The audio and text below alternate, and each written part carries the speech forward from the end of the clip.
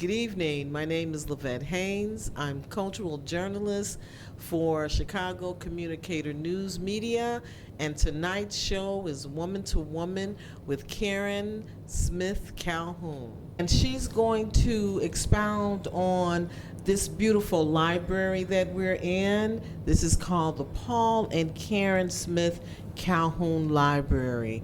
And this is her concept of life and how it exudes memories. And it is, as she says, a vision board per se, but what a beautiful vision board when we're doing all kind of vision board events. I think this one is a maximum vision board. So we will let Miss Karen Smith Calhoun introduce herself as well, and she's going to open with a song. Known her for years. I am Karen, and I'm a womanist theologian. Theology is everlasting, everlasting. To explain what theology is, simply a lawyer is a lawyer for money and man. A theologian is a lawyer for man himself. So when we think in terms of our humanity, we think of theology. And this is a hard day, but a wonderful day, because we're living in theological times. We just lost someone who was very important to me. And it's really hard when you are living in a world of technology and transition and change, and you don't know how important people are until they're gone. And I'm dedicating this song to Miss Wanda Muhammad, my friend. Here I stand again, looking around me, while all around me, what do I see? Unhappy people behind a painted smile, heartache and loneliness, dressed up in modern styles. Unhappy people living in sin and shame, reflections of myself. Life is no easy game. We're caught in the trade winds of our time. The trade winds are blowing around me, while all around me, what do I see? Young girls will soon become streetwalkers in the night, young men of restless breed, they're looking for a fight. Young people, rich and poor, they're searching for the truth, and if they don't find it, God help tomorrow's youth. We're caught in the trade winds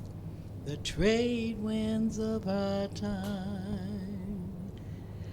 We owe that theological, very current song to Miss Roberta Flack. We lost her in 25. And losing Wanda, we lose the heroes that we see every day. Every day. It's been over 20 years Wanda Muhammad and I was doing exactly what these two queens are doing, you know, reporting the news and talking about us, the people on the ground, the working class, the folks who do the job, the people who care, the people who love, the good guys. And that's what this library is all about, the good guys. I want to talk about the good guys because life is going so fast, but you know what? everything that is today had everything to do with what folks did yesterday. And somebody got to say it, and we got to say it every day. This is not African American History Month. When a black woman is born, every day is a day. And we got to do it. We got to make it happen every day. And so So Karen, I've got a lot of energy in me, Karen, so I know I just shocked you. So how did you come up with the concept of your library? well, you know something, the library was happening. You know, it began probably when I started seminary.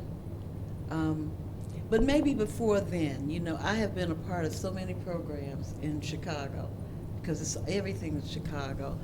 I'm a 12-step baby, you know. Explain that. 12-step, 12 traditions, AA, NA, Al-Anon, all that, you know. And those 12 steps are so powerful. When I was supporting my mother in the 12-step program back in the early 70s, I was learning so much from them people until it's like I figured I could go to school because I could sit and listen. I did not know that I could sit for an hour and listen, you know. And all I would do was just say a word. You didn't have to say anything. They say, I am powerless over whatever, and my life is unmanageable. And then we talk about life. You know, they talked about life. They didn't talk about drugs and how long alcohol. You know, they had enough of that. Let's talk about life. You know, how do you raise your children? You know, how do you respond to this? You know, how do you get a job? Just things like that. Just the pains, the things that we don't share with one another. And I stayed and they left, and I'm still there. So I really believe in the 12 steps of 12. I believe in anything that means we're moving forward. That is Sankofa. You know, the bird, he might be looking backwards, but his body is constantly moving forward. And the children are our future. Let me share. I think that what Karen is also saying, tradition is so important. When you do look at other cultures, of course, we had to reestablish what our culture was. Certain traditions that we didn't continue because a lot of it was taken away from us. So we had to rediscover who we were, rediscover our traditions, rediscover our diets. And so that's something that in our communities, our children, our youth, that those principles are not embraced. And so we have to do what Karen is doing, tell the story, make sure that those principles are expressed over and over. And Karen, I would like for you to just share what some of these pictures are. I sure will. But thank you for even mentioning principles, because we have gone back and forth in changing our culture, especially since I got here when Dr. King. I was in elementary school, in Spencer School, when Dr. King came to Lawndale. And so there's, you know, we really have everything at the palm of our hands with technology. 7 principles of the Nguzo Saba: Umoja, unity; Kujichagulia, define yourself, name yourself, and not be named and defined by anybody else; Ujima, collective work and responsibility; Ujaama, cooperative economics, that takes care of the money; Nia, purpose; Kaumba, creativity, which is what we are. We are the working class. We are the backbone. and Imani, which is faith. But we're You know what always. this spells? Sometimes we have to figure out how to remember it, right? Mm. So as you were saying it, I created a song. I won't sing it tonight, but the way that I remembered the 7 principles of Kwanzaa, I called it Ukumkai. So UKUNNKI, Ukumkai. Mm. And so is it U, oh, hold on, UKUNNKI, Ukumkai. And so sometimes that's what I do to remember, because as we get older, you know, I sometimes give a spelling to it. Mhm. And so I did create a song. I'll Yeah. sing it next Kwanzaa. But Kwanzaa, for me, the Nguzo Saba are the principles that we live by every day. They're universal, so they don't belong to us. Dr. Karenga, of course, you know, he founded this. He researched it. It Right. wasn't, he didn't create it. Exactly. And that's one of the challenges with the owners of our world. They own, not only don't they own people, but they think they own everything. And so therefore there's a clash. But as human beings, we're gonna always run into what? Pride. We're gonna run into greed. We're gonna run into envy, jealousy, sloth, wrath, and the other deadly sin, you know. And I don't like the word sin, you know, because they're fun. You know what I mean? They're part of who we are. So that's where this came up from, you know, when we're losing people so much until somebody's got to explain something, Yes, yes. you know. To preserve. Yeah, it's like why? This library is why.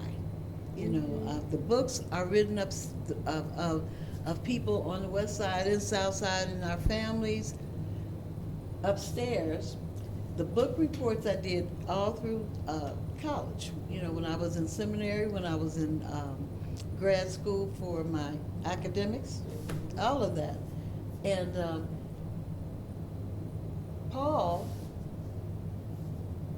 Paul's name is on everything I did. Although we were divorced in 1991, his name went everywhere. See, there are things that God does without our permission.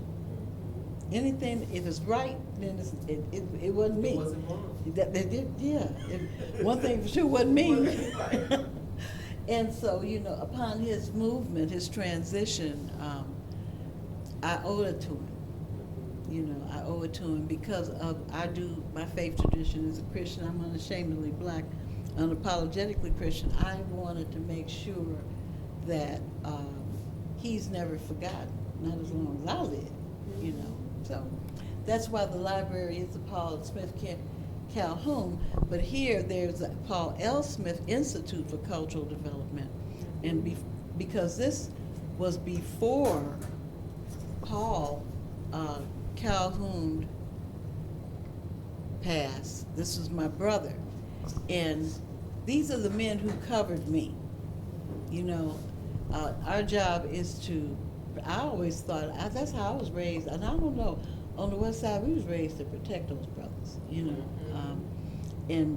But he also died from what I call my alpha complications, you know. And when we think about misogyny, the first thing we think is men are misogynistic, but not as misogynistic as women, you know. And when you trace things back, if we don't pour into the future the love that got us through, you know, because we're still the same people. Something got us through.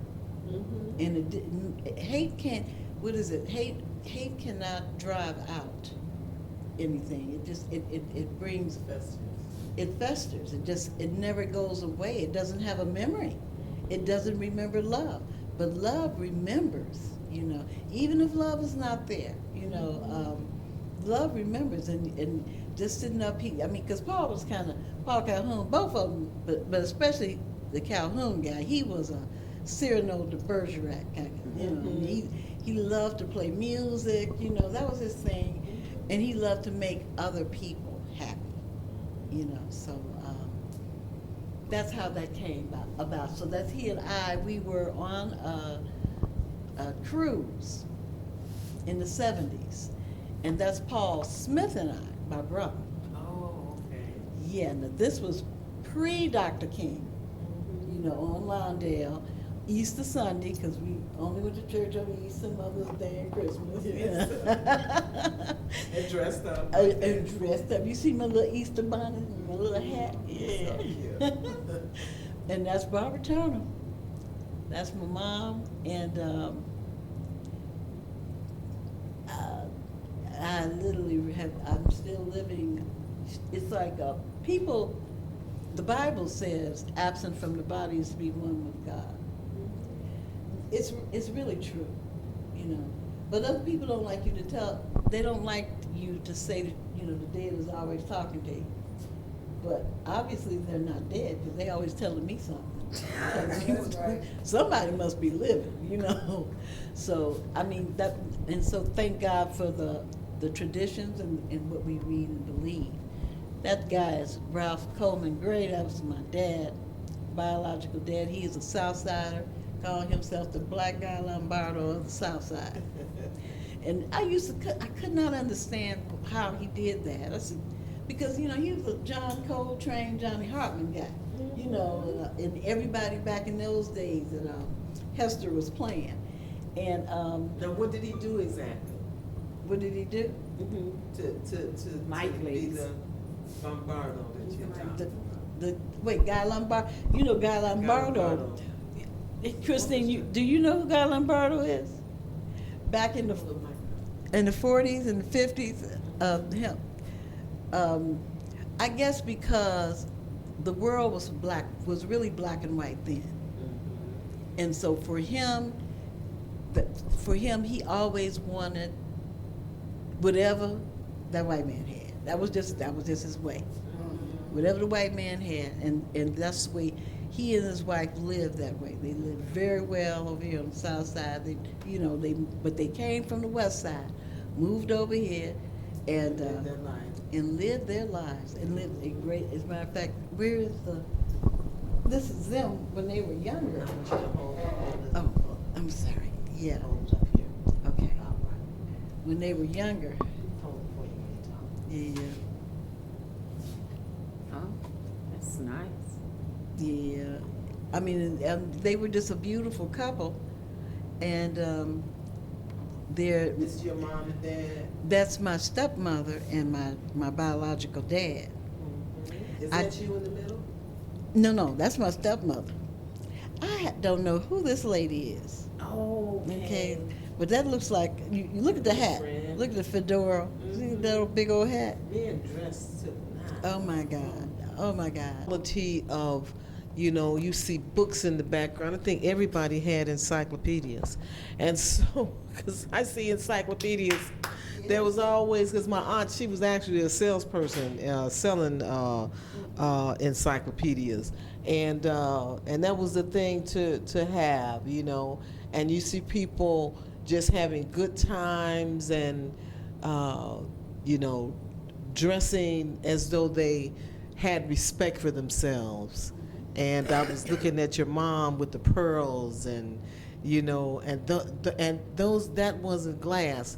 We really wore pearls and diamonds, and you know, and just thought about life and the quality of life that we live. So, Karen, we're going to move forward with what your Hagar's song means. So this is a banner here that Karen's put together, and here you can tell us what that means. Hold it up here. Oh, okay.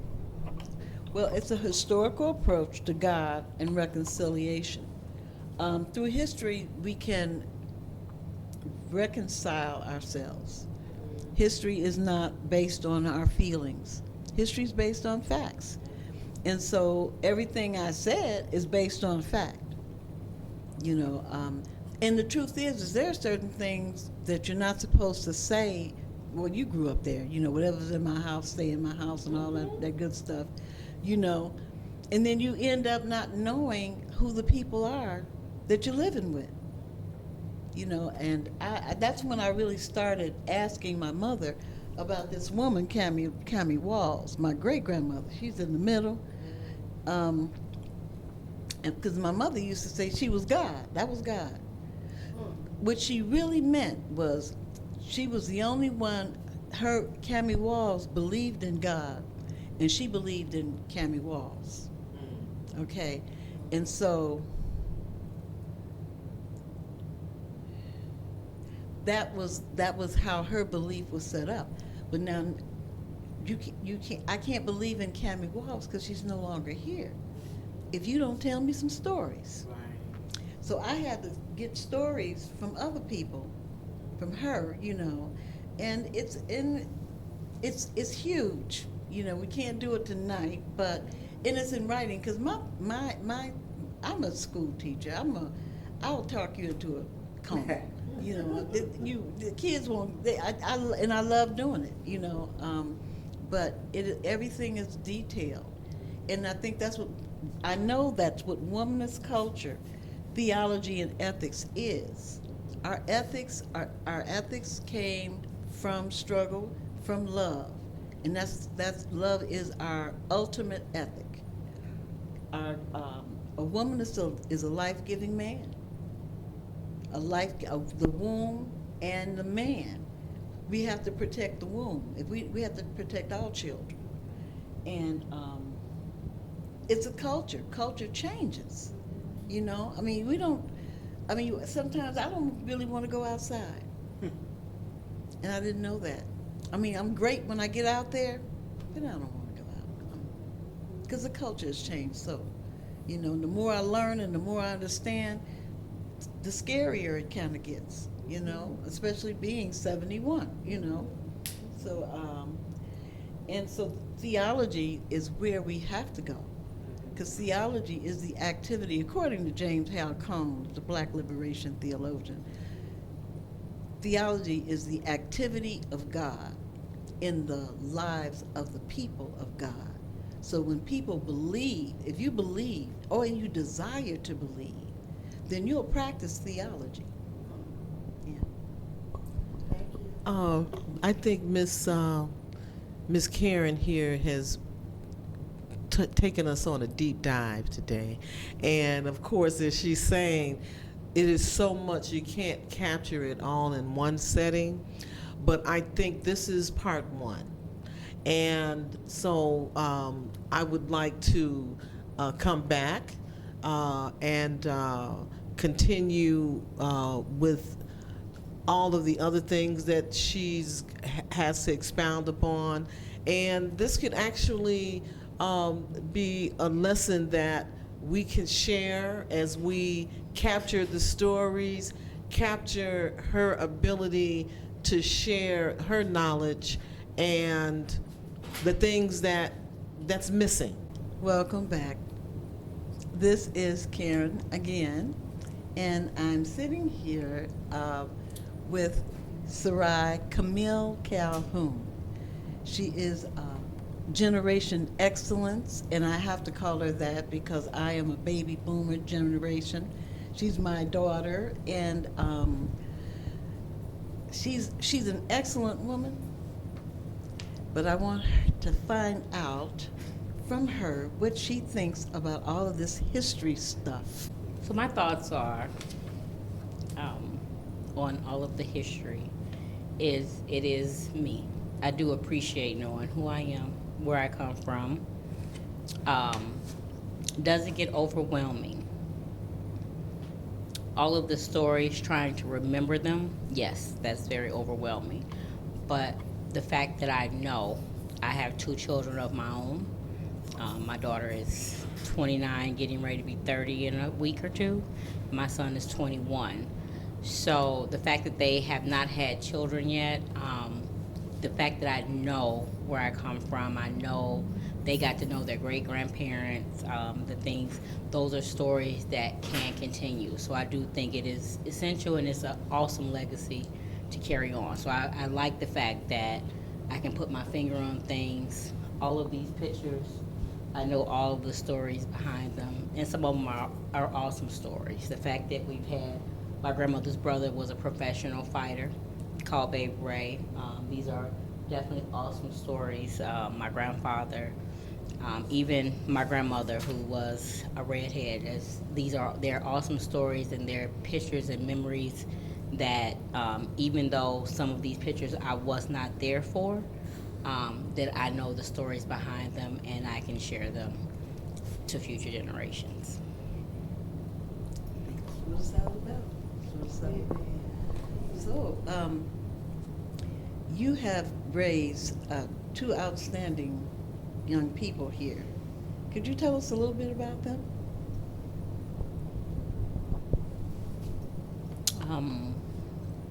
A little bit about them. One is named Juri Sarai, so we definitely go back into our history. And my son is named Seth Coleman Calhoun. He's named after, his middle name is my grandfather's middle name. Both of them are definitely outstanding people. My daughter is a sterile technician processor. My son is a junior at Morgan State University who is studying electrical engineering. Yes. Yeah. So they are both, the great thing about them is they have been around. My daughter being 29, she came about at a time when my grandparents, so my mom's mom, my grandfather, Ralph C. Gray, they were at their height.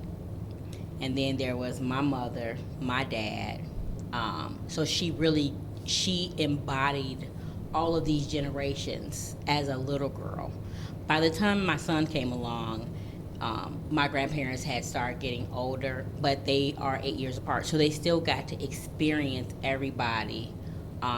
We lost my dad last year, but just the depth of the loss was definitely felt. My grandfather moved to the Lord on the day my son graduated from high school.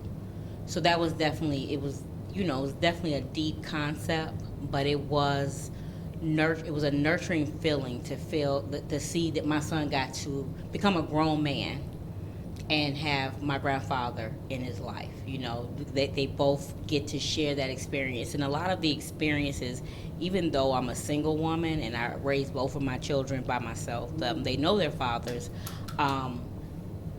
The fact that they were, when the things that we don't feel like we can give our children. Like, I'm not a married woman, I was never married or anything like that.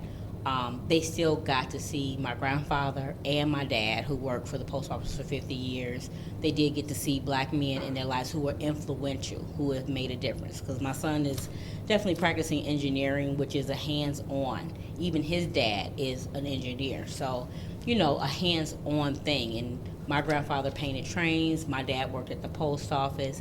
And just to watch the circle of life kind of continue and what carries on in people that you don't even see working, that it definitely works, and it continues on through their spirit. It's an awesome thing. It definitely is. It's an awesome thing. I want to say how proud I am of you. One of the things about being a mother is when you look at your daughter, you look at a more perfect image of yourself. And what you've done with your children, what you've done with your life, and what you're doing, and how you operate. I'm just, my cup runs over. I think the future is safe, when we can look at our young people and they're carrying us on. Don't forget me. Right. Just don't forget who I am. Yeah. So, thanks, Cece. Thank you. Again, my name is Lavette Haynes, art and culture journalist for the Chicago Communicator News Media. This has been our #1 episode of Tell Your Story with Karen Smith Calhoun, featuring the Paul and Karen Smith Calhoun Library.